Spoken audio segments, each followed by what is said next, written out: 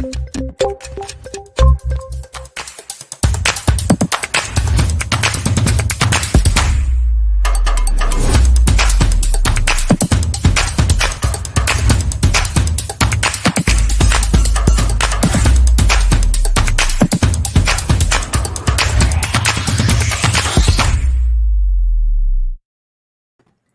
everyone. Welcome to today's show. And if you are joining for the first time, this is part of our e-commerce series for which we meet every Wednesday at 5:30 p.m. Eastern.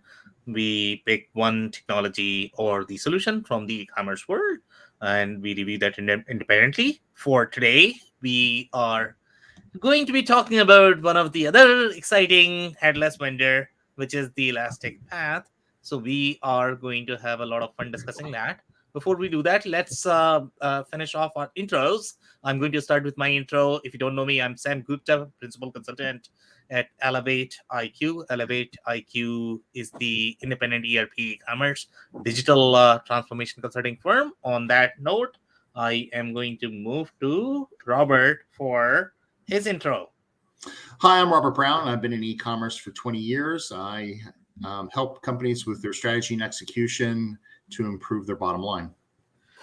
Okay, amazing. Thank you so much for being here, Robert. And if you're in the audience and joining for the first time, if you guys have any questions or comments, post them into the comment box. We typically try to cover them towards the tail end of the show. If you run out of time, we'll make sure that you receive your answers.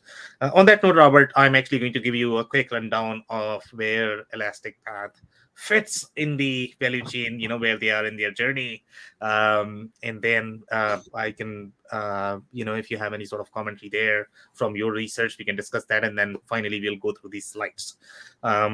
So overall, from the Elastic Path perspective, they are slightly more modern headless vendor. My perception of their positioning is going to be they compete head to head with vendors such as your commercetools. Now, when we reviewed commercetools, my understanding of their offering, they were trying to position them as more of the best of breed, the way they are positioning in the market. But then they ended up acquiring the CMS as well. I believe the name is Fantastic.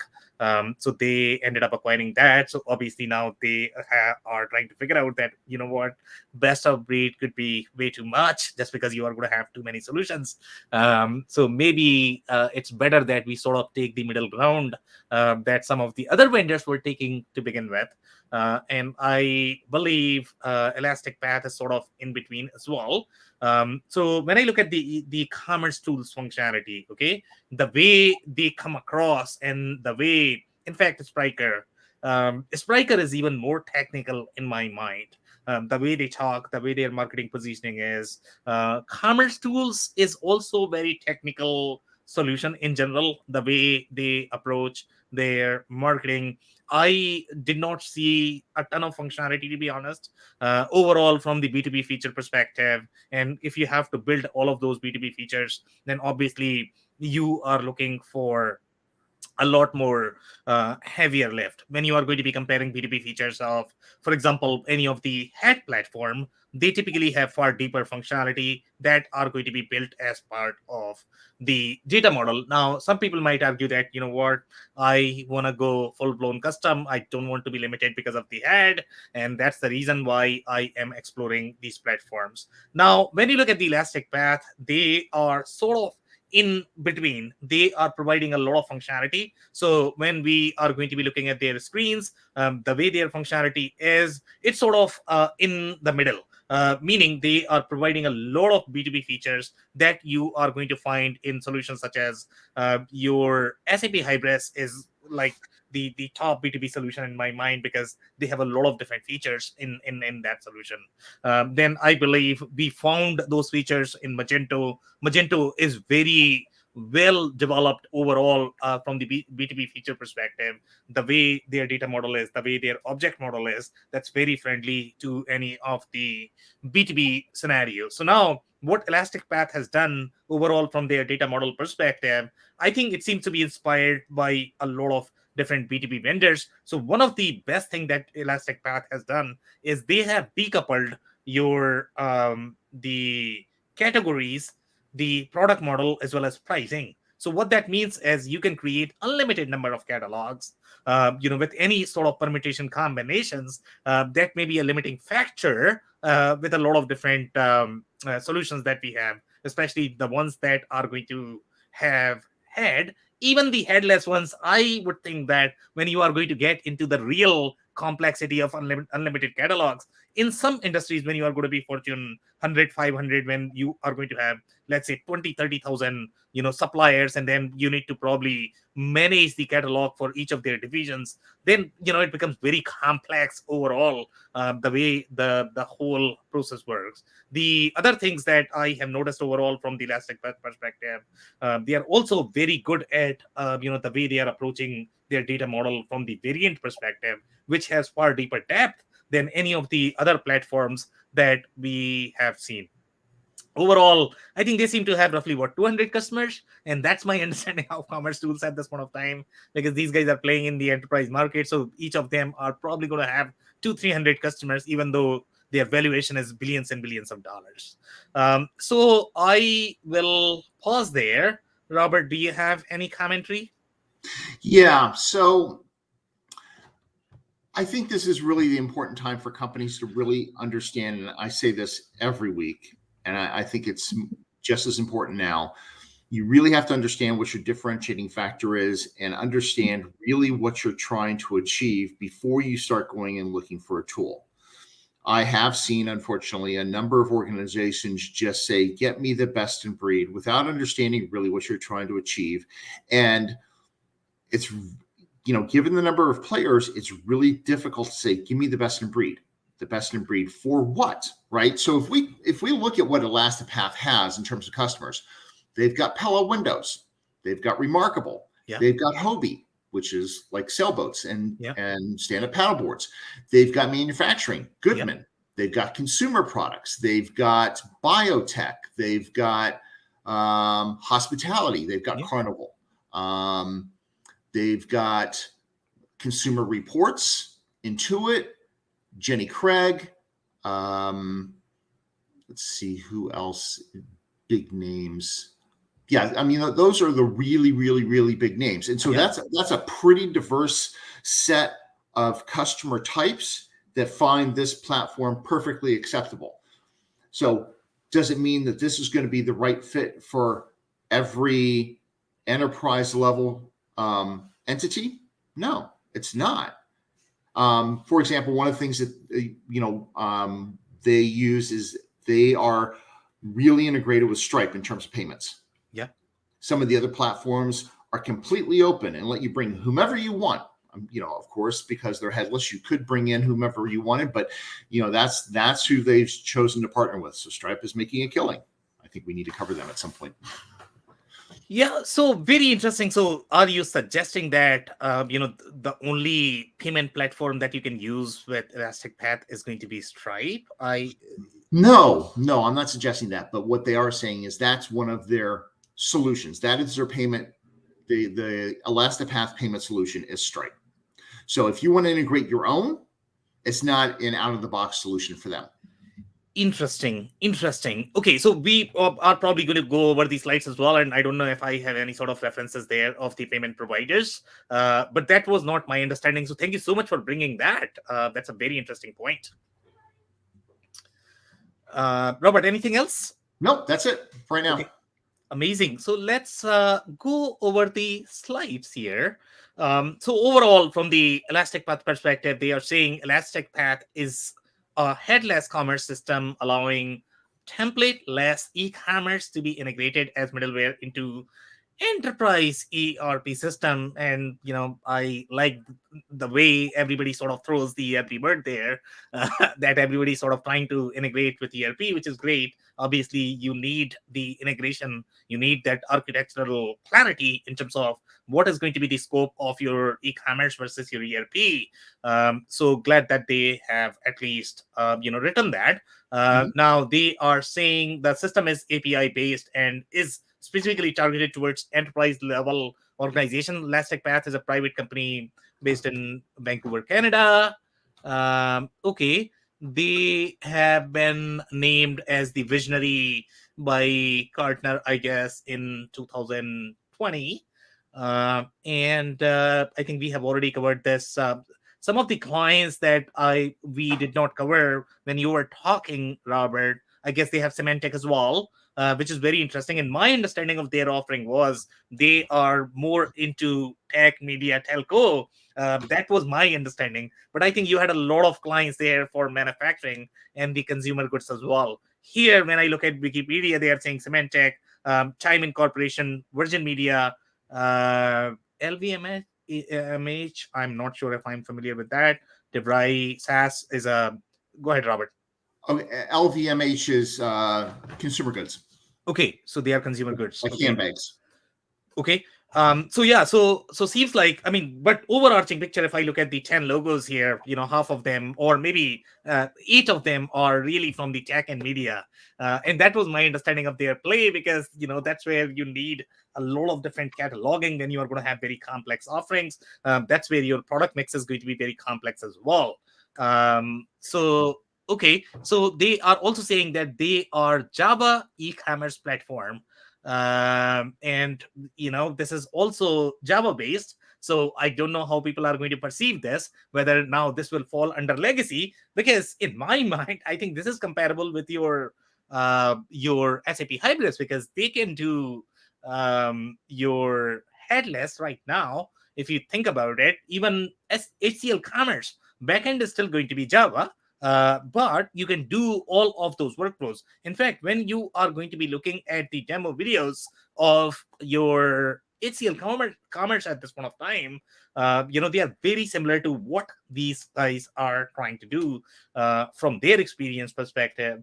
The only difference that I could see is that you can create custom fields and the custom attributes on your API, which I could not see with ACL. I don't know if that is possible. Sometimes that could be very restricting in some data models, especially if you are using enterprise grade data models, it might not be as easy to create those custom fields. But when I look at the custom fields overall workflow, to be honest, when you are trying to override the order status, it's probably going to be very hard in general, even if these guys are offering custom field just for the sake of it. But I think when you are going to be consuming that, it's not going to be as natural.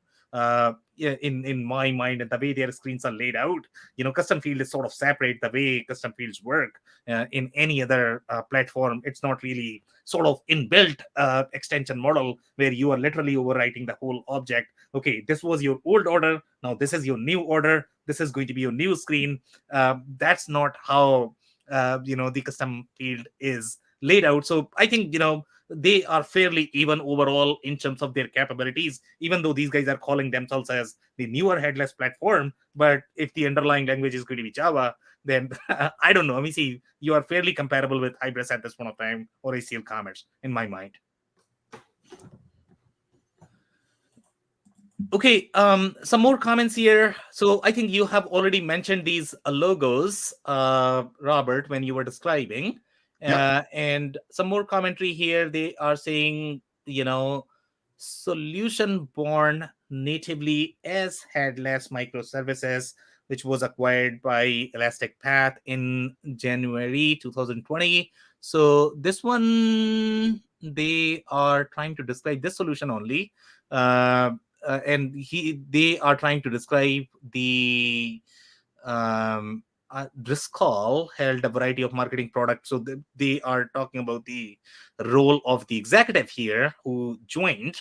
So the Driscoll, I guess, came from Demandware. And Robert, if you remember, I think there was a little bit of split there when Demandware was sold to Salesforce. So one of the executive, I believe, started, the founder, I guess, started News Store, which is the another mobile centric headless platform that is also very hot. And the other executive, I guess, came here with Elastic Path. So there is a little split there. But I think the philosophy, the foundation is probably going to come from the same team. Obviously, Demandware was one of the most exciting platform out there. here they are trying to describe some of the things that I found very exciting here that I could not see in any other platform personally. Is they are saying create dynamic bundles, thousands of variations, and custom product configurator. I think that's very unique. Even the most capabilities that I could found personally when it comes to your dynamic bundling or the cataloging, I think Adobe Commerce or the Magento seems to have the most comprehensive capability overall when it comes to creating these catalogs, assigning it to appropriate rules, having that hierarchy, having the organizational hierarchy, setting the pricing as per the workflow. Here, I think you are going to have a little flexibility overall in terms of the pricing because your object model is not necessarily tight. It's very fluid. That's their claim as well. So I think you are going to get some experience there. Robert, go ahead.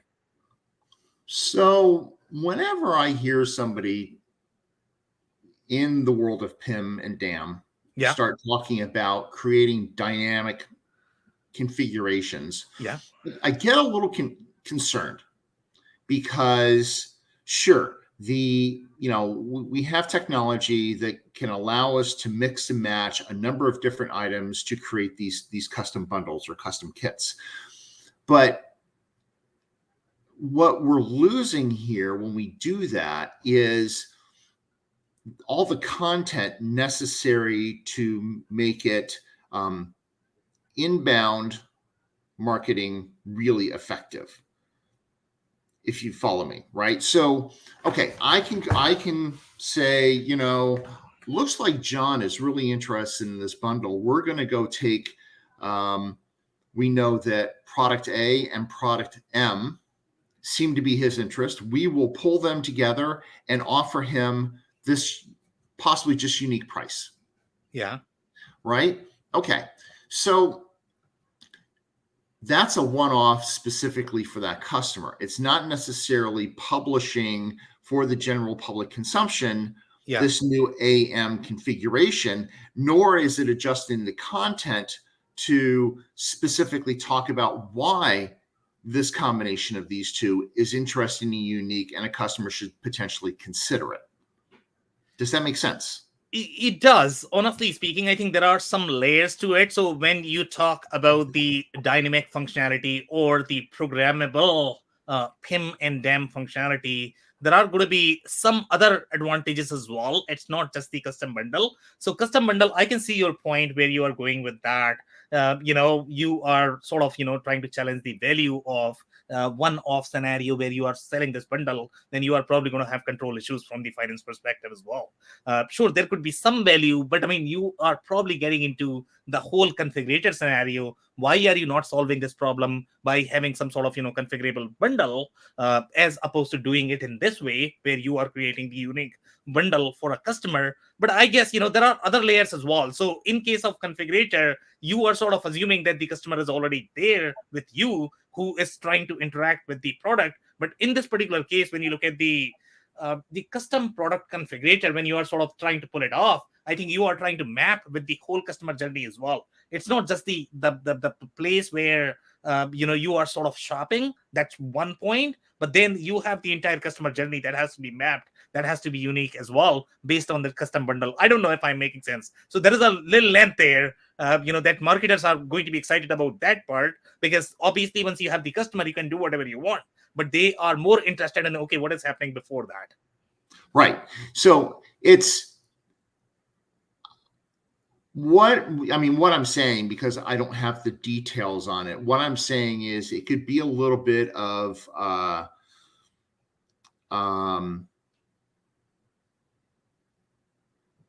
talking about words du jour. Bingo. So the marketing speak is trying to make it sound better than it really is. That could be it. But if we could see the detail on how they're doing it and what they're able to achieve and what they aren't, that would be really interesting. So we could actually compare that, because I know that I have seen this poorly done. And it makes it really difficult to track inventory, SKU velocity when you're dynamically just throwing these together. Completely agree. And the assumption is going to be that you are probably not going to have a SKU. I mean, if you're creating a SKU, on the fly, then you are probably going to have a lot of challenges, because then you are looking at a million SKU. So the assumption is going to be the bundle that you are creating, that's not necessarily a SKU as such. It's still going to be tied to your underlying products. You are simply trying to create a bundle to be able to sell to a customer, because that's the kind of bundle that they are looking for from the Right, right. configurability perspective. Yeah. Yeah, and I'm so what I'm saying here is I'm wondering if it's truly a dynamic bundle or if it's just a sales functionality that allows the customer to create, you know, a special on the fly. Yeah, but yeah, I don't think it's going to be a real SKU. Otherwise, you are going to run into a lot of challenges, to be honest. Okay, so Yep. Yep. then we are talking about, okay, how are you going to communicate that to your production? Okay, so we are opening a lot of worms there. So my understanding is that it's really a configurator experience. The way configurator experience works, Robert, is okay. You are selecting a bunch of options, but underneath you don't necessarily create a SKU. A SKU is going to be a template where you can have millions and millions of combinations. Okay, you can choose whatever your combinations are, but as such you don't create that part in your e-commerce system or the ERP system. Otherwise, then you are going to run into like a million SKU. Who's going to maintain that? So that's why you have the configurator experience, and that's why I am trying to relate it with the configurator experience. The only difference in the configurator experience versus what they are trying to do here is, in the configurator as well, you have that fixed experience, Yep. because you still have to predict the Yeah. Yeah. the combinations. In this particular case, you are not necessarily predicting, you're still combining, based on algorithm, I guess. Right. Yeah, so interesting point. Thank you so much, Robert, for that. So here they are saying, product merchandising. In some industries, I can see a lot of value with this. And that's why I was thinking that in media, telco, when you are going to have all of these, cell phone offers or the mobile offers, that's where the real complexity is, the way consumers behave, because they are going to be trying a lot of different combinations. Sometimes you are trying to predict, okay, who's going to buy what. So I think they have a lot of complexity, as opposed to, let's say, product based organizations. In my experience, product based organizations, they don't really get into, okay, the sort of the bundling, right? I mean, see, if I'm buying a coffee mug, it's not that I will be buying coffee mug with another product with it. Sure, if I'm going to get a discount, I'll get it. But as such, the bundling does not add as much value as it is going to be when you are going to be looking at industries such as media and telco. And that's why, if you look at the whole subscription based model, business model, okay, it's very prevalent in telco and media. Subscription based model is not as successful in your product centric industries. And that's why I was thinking that, Elastic Path is more geared towards the media telco tech, because that's where they are going to have a lot of different combinations, variations. The channels are very complex as well in general, in terms of pricing. Yeah, I can tell you that, in the media, it is pretty, for those of you that have multiple kids at home and you have multiple subscriptions. Yeah. So it gets confusing as to which platform have you purchased the subscription to a particular channel through, and Yeah. when is it good through, and which level do you get? Do you get the plain with commercial, or do you get the plain, no commercial? And is it through, Hulu, or is it through Amazon, or is it through, what is the bundle that you're getting? Yeah. And it makes the old cable company bundles look like child's play. Exactly. And maybe you have some insights from your experience of hospitality as well as insurance. In my mind, if you look at the bundling of insurance, oh my goodness, it's a nightmare. It is. Okay, that is probably the most complex bundling ever, right? It is. It is. So, in the insurance markets, you have to rate the consumer themselves. You have to rate the properties that they have, and then you have to rate, so it's the different types of assets that you're putting there together. And then, so are we only getting their home? Are we getting their home and their autos? So then we're going to bundle those together. How many autos do they have? What's the risk assessment of their family? Yeah. Do we get multiple homes? Do we get a vacation home? Do we have a boat? Do we have a car? Do we have an umbrella policy? It gets very complex very quickly. Yeah, could not agree more. So let's make some more progress here with respect to slides, and then we can take some more comments. So here, I like the way product merchandising is covered here. They are saying organize product into unlimited hierarchies, and product merchandising is where I think the major play is. If you talk to a merchandiser, they just like to have a lot of customizability from everywhere. Okay, they want to be extremely creative. Whether you talk about fashion, whether you talk about any other merchandising, those people want to get as much data as possible to see where the product is going to sell, because that's their art, right? They are trying to design that. So that's where I think this product is going to be really handy for them, and they are definitely going to appreciate that fluidness in the data model to be able to create those unlimited hierarchies. It says assign multiple price books to products, which is also very unique. I think you can probably do it in Adobe as well, but you are probably going to run into scenarios where there will be limitations because the data model is very integrated, very tight. So it might not be as fluid because your product has price. Okay, it's not that your product and pricing are completely separate and then you can mix and match and do whatever you want. So yes, there is the real advantage, the way these guys have designed their data model. This data model probably fits Carnival very, very well. Yeah. Because if you think about the pricing books that hospitality has, yeah, there is hundreds of prices for a single property. I know. Or a single room, right? So you've got AARP, AAA, American Express Platinum, American Express Titanium. Yeah. Are you a Chase? Are you? And the list goes on. And be able to keep track of which price goes with which affinity group. Exactly. Gets pretty complicated sometimes. Yeah, and look at the number of channel partners that these companies are going to have. There are going to be like millions. I mean, a manufacturer is never going to have as many channel partners, to be honest. And then, the number of hierarchies that you are going to have, because they can keep selling to their partners. Right. So travel gets very expensive. Insurance gets very expensive in my mind. Yeah, one of the ones that I liked in here was looking at the customers. It was Hobie. So Hobie has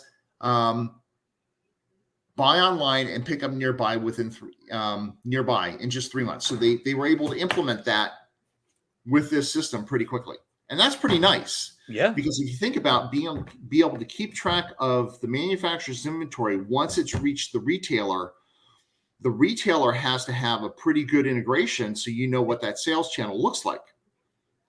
So Hobie has done a really good job to be able to effectively do that. I know that Louis Vuitton, LVMH, they kind of have a problem with that because when you go to their site and you're looking for, say, Hennessy, right? So you could actually tentatively, or conceptually, you should be able to look for a specific type of Hennessy, and it should be able to tell you exactly what retailer has it near you. Well, they can tell you who ordered it, when it was shipped, but that retailer, because it's sometimes a local mom and pop, is not going to be fully integrated, so they don't know whether they've sold out or not.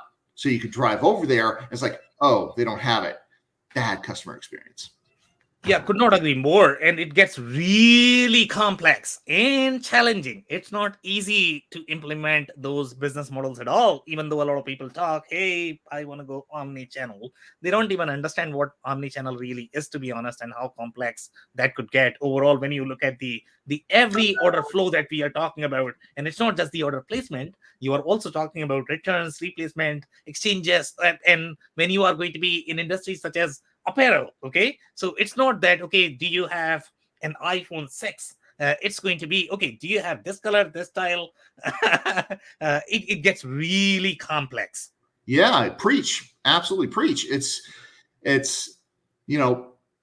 my big soapbox is people appropriating the term omni-channel when in fact they mean multi-channel. Exactly. All right. So let's do some more comments here. So here it says compose hierarchies and price books into catalogs without limits. Assign rules to catalogs so that they are dynamically surfaced to the right customers. Then they are saying and I think we have seen these terms when we were looking at Shopify.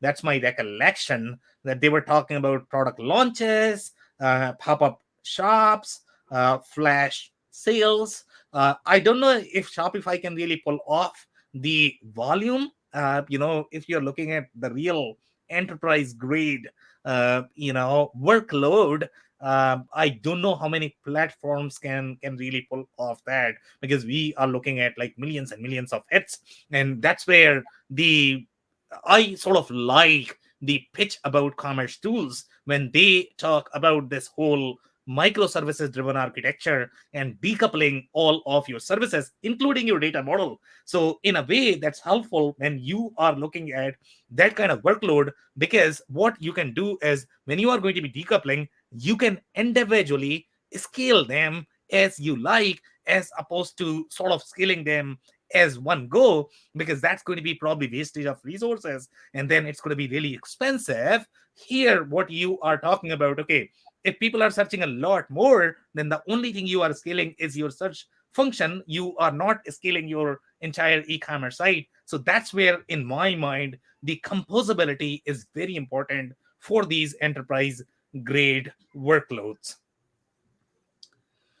Then it says build and merchandise, thousands of child variants. That is also very unique functionality that I have personally not seen anywhere else.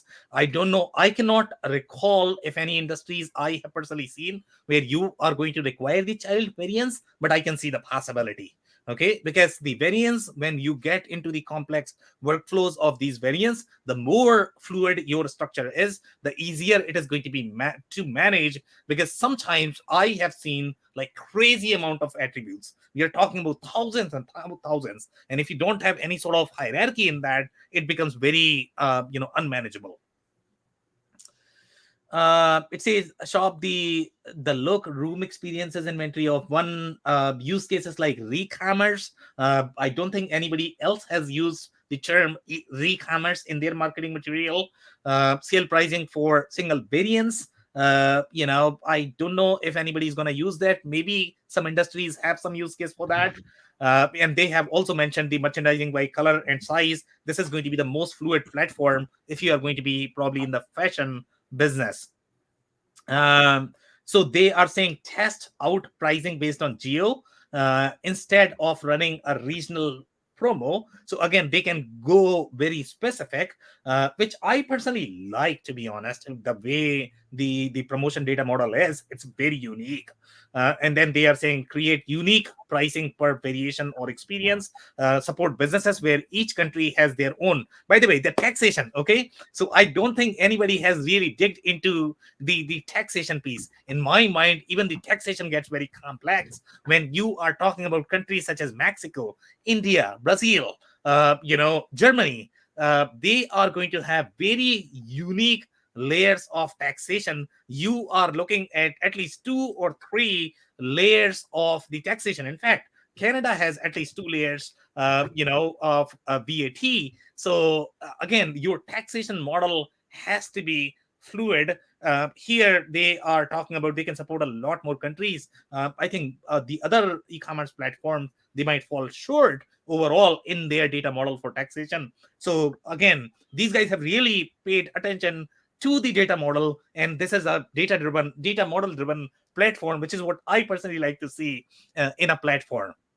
Well, and it's here that the multi-country, multilingual site, suddenly you start to really appreciate the variation capability, because while you may have one product, you're going to have, the product information management system, PIM, is going to have multiple variants of that same product to be able to support all those languages.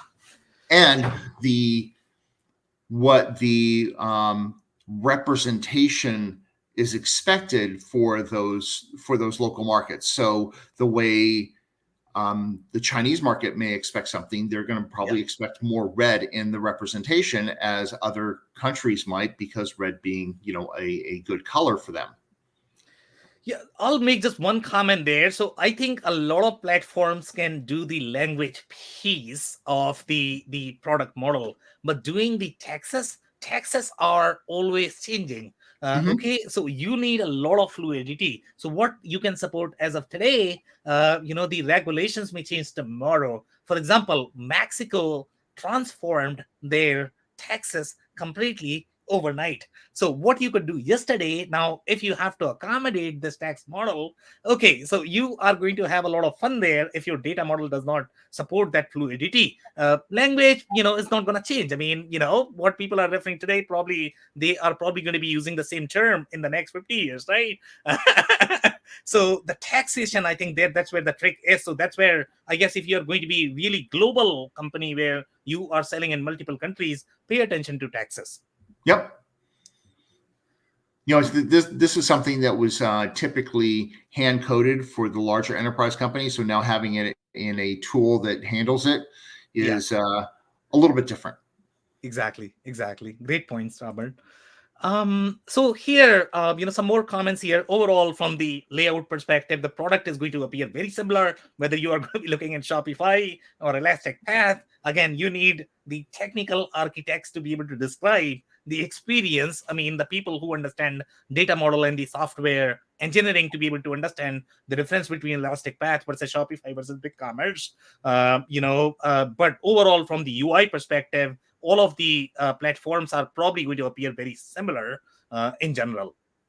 But this is the sort of the catalog composer experience where they are saying industries only completely decoupled architecture where products, hierarchies, and prices are all separate services. So they are not only saying that they are separate from data model perspective, they are individually deployable, which is a big deal overall. Now I can see a lot of different integration challenges, to be honest, okay?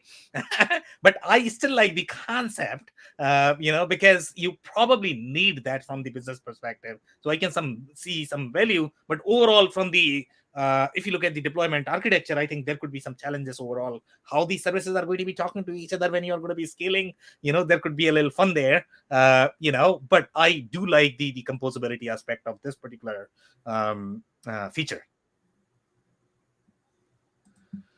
Okay, Robert, comment? Do you have comment? No. Okay, good. So here, this is how the pricing looks overall in terms of the configurability. It's very configurable. Now, how you are going to describe that, it could be harder. You are looking at many different groups. You might see that in many different platforms. But again, here you are talking about far more layers overall in terms of the kind of layers you might be able to capture when you are going to have many different channels and their user groups, and they are going to require very different pricing for each of the product, for each of the catalog, for each of the categories. That's where the real play is in terms of the amount of customization that you can do here. They have very deep layers of volume and sales pricing as well, and typically you are going to find these features in ERPs. Most ERPs, they have very deep pricing and discounting functionality. So what they have done, they have really inspired this from the ERP world. Now if Phil were here, we would probably argue, okay, who holds pricing, whether it is going to be e-commerce versus your ERP. But when you are looking at creation of catalog, releasing of catalog, sharing the catalog with your channel partners, it would probably make sense to keep that in your e-commerce, because I don't think ERP systems are really designed for that shareability of the catalog. So it has to reside inside e-commerce from the architecture perspective. Any comments, Robert? I was just thinking, also, the ERP isn't designed for the number of transactions at the pace of e-commerce. Well, so that's a very interesting comment. So I need to address that. Okay. So overall, from the transaction perspective, I think the ERP systems are probably going to be able to handle far higher load of transaction, because obviously they are designed for massive workload, right? So I don't know where that comment is coming from, because if you look at the overall database, right, the database is going to be far superior with your ERP system. For example, let's say if you look at the SAP great solutions, they are probably going to have HANA. None of the e-commerce solutions have HANA capability at this point of time. So it's really designed for that transactional processing. In fact, the transaction depth is going to be far deeper with the ERP systems overall from the transaction perspective as well as from the load handling perspective. The challenge that I typically see when you are looking at e-commerce experience versus ERP experience, they are probably going to be moving at a very different pace overall in their operation. So that typically is a problem in general in the architecture, because you have to decouple those. You can't really have the live connection with your ERP, because ERP in general is going to be slower, because the amount of work that ERP has to do is going to be overall far higher in terms of the transactional depth. Again, I think the ERP systems can handle the volume, to be honest, but they are probably not comparable, I guess. I mean, that's how I'm going to put it, Robert. Yeah, and that was my point. You won't have a direct one-to-one from the front end of let's say your hospitality front end directly back to your ERP. There's going to be a decoupling and sharing of information in a not real-time basis because of the shopping that occurs on the e-commerce side versus the completion of the transaction. Yeah, completely agree. Thank you so much for that. So let's review some more comments here. So here you are talking about the whole catalog experience. So the whole catalog experience, I think this is going to be very, very hard to replicate inside your ERP, because again, they are not really designed for that. Cataloging is a very different process that has to reside inside your e-commerce. So I like the way the workflow is done here. Now, when you look at the headless experience, it's a very similar demo as you are going to find with HCL Commerce. They had done the similar workflows, that whatever you could do from UI, you can probably do it from API as well. So I kind of like it. Some people don't really understand what you are trying to do here, but here you are wrapping the whole e-commerce layer inside your API. Whether you talk about DEM, PIM, these assets are very heavy overall in terms of their weight. The kind of objects that you're going to carry. Now, when you look at systems such as ERP, they are not necessarily designed for those heavy objects. If you are going to be putting your CAD files inside your ERP, good luck with that. Okay. So again, it's a very different data model, because the data model is very highly relational. It's designed for financial data. It's not really designed for your operational data or marketing data. So marketing data has very different characteristic overall in the way the data works. So here, this API experience is going to be very different from what you are going to get from your ERP, but you are encapsulating the whole layer inside your web services, and that you are calling from multiple channels. You can call this from POS as well. And that's why the experience such as the one that Robert had mentioned is far easier to implement. The only thing you are worrying about in this experience is going to be just your UI, which is going to be your HTML, CSS. You are not necessarily building the actual functionality inside your presentation layer, which is what makes it faster, easier to be able to deploy, to be able to implement. Any comments, Robert? Nope. Okay. Here the promotion is also, I think the promotion, the way the promotion has been done in this particular platform, that's also very layered overall. The way the data model is, it's very fluid in general. Personally, I have not seen this kind of fluidity in any other platform so far, the ones that we have reviewed. And the promo code is, yeah, go ahead, Robert. Could you break that down? What do you mean by you haven't seen this fluidity in the other platforms we reviewed? Because this looks very similar in terms of some of the other platforms we reviewed. It looks kind of standard. So where do you see the differences?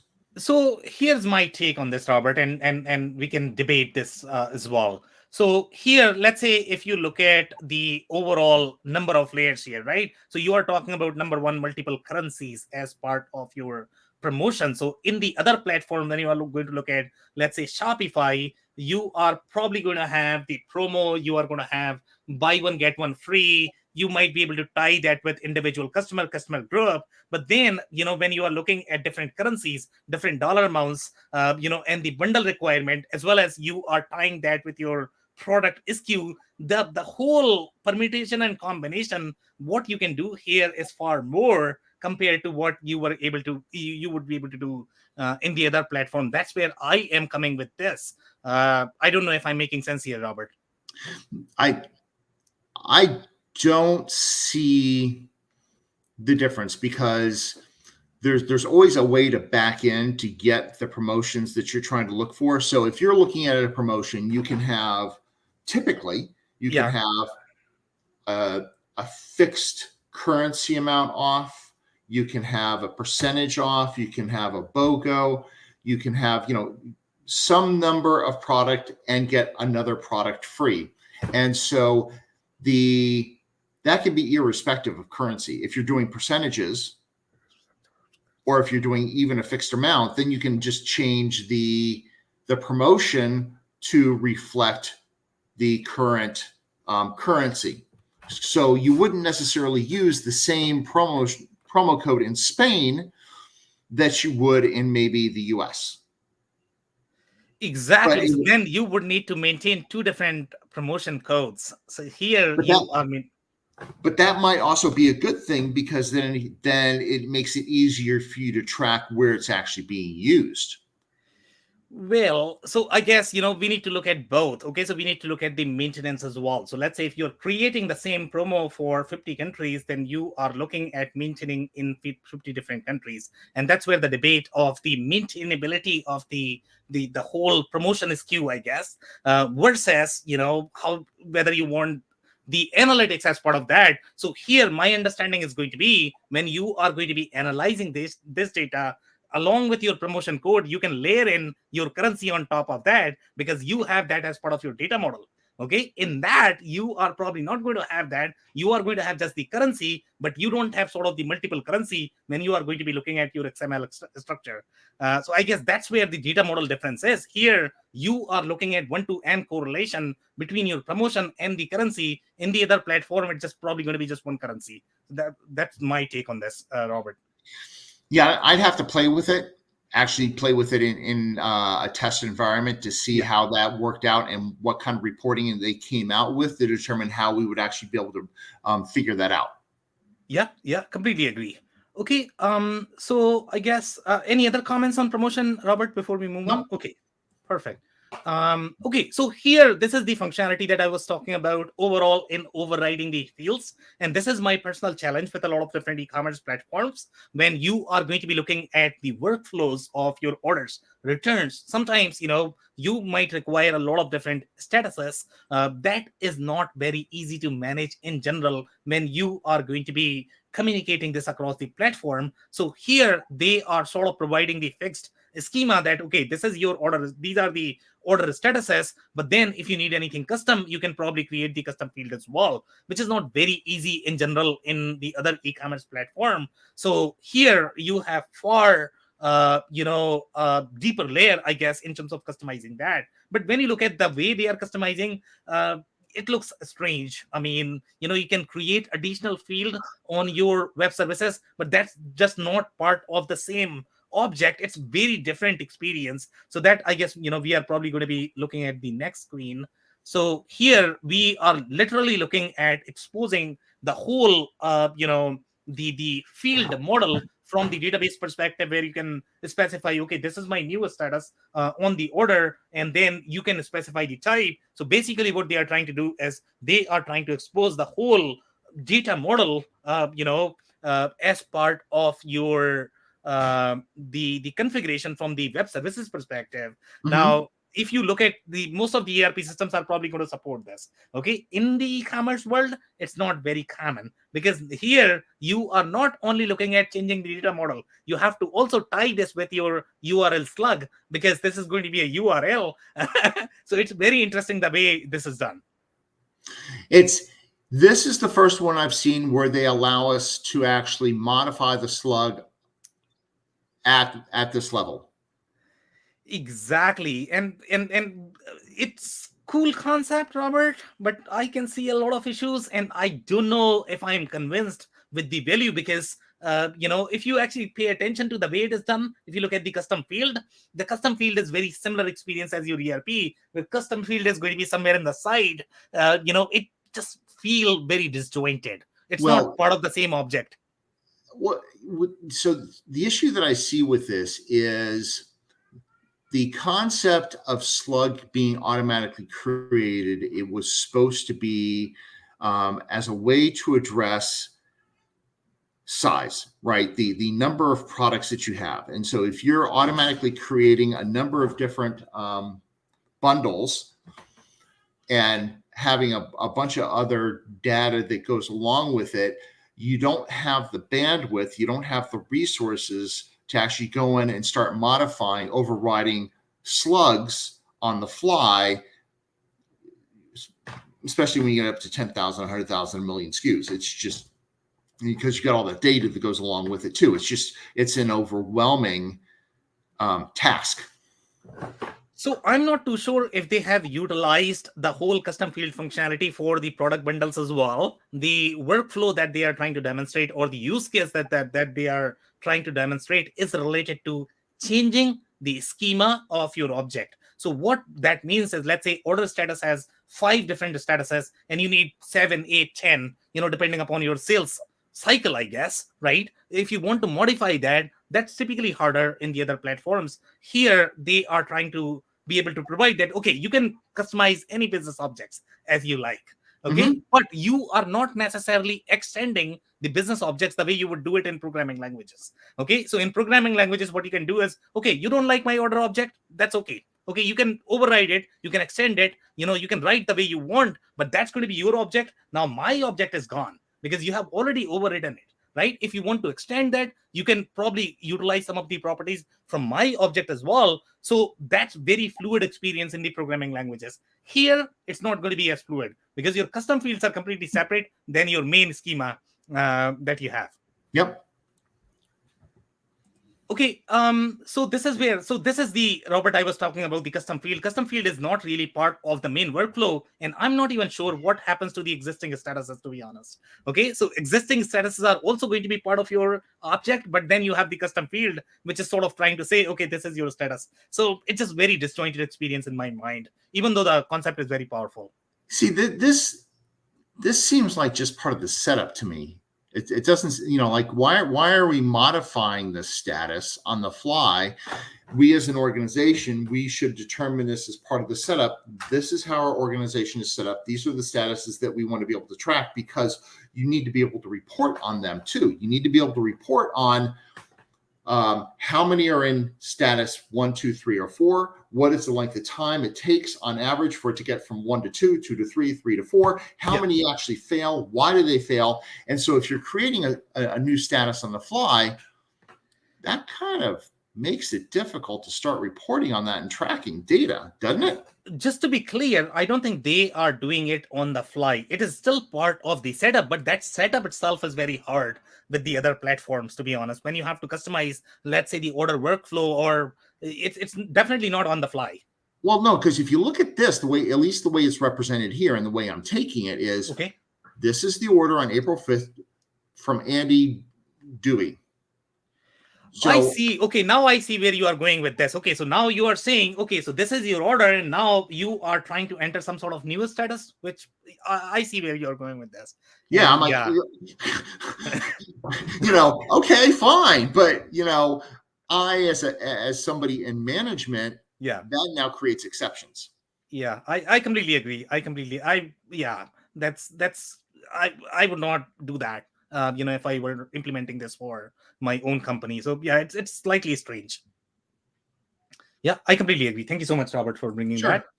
Sure. Okay, so now the variation. Okay, we have seen the variation, but I have not seen the child attribute so far, which is could be very powerful. I don't know if any industries are going to require the child attributes, but I can see the application. So this is very powerful. That is something I have not seen with any other platforms. Any comments, Robert? I'm digesting it.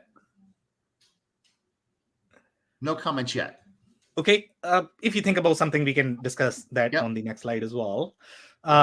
Here, this is very similar cart functionality that I could not see in some of the technical platforms. I think Spryker had it. Spryker had far deeper B2B functionality. Commerce tool came across as very technical tool. It was primarily geared towards B2C verticals. That's my understanding of that platform. Here, we are talking about very thick B2B functionality, and the cart workflow is very common in the B2B space. We have seen this in the case of SAP Hybris. HCL Commerce is more designed towards B2C, so you are not going to see all of this. Then you had this in Spryker.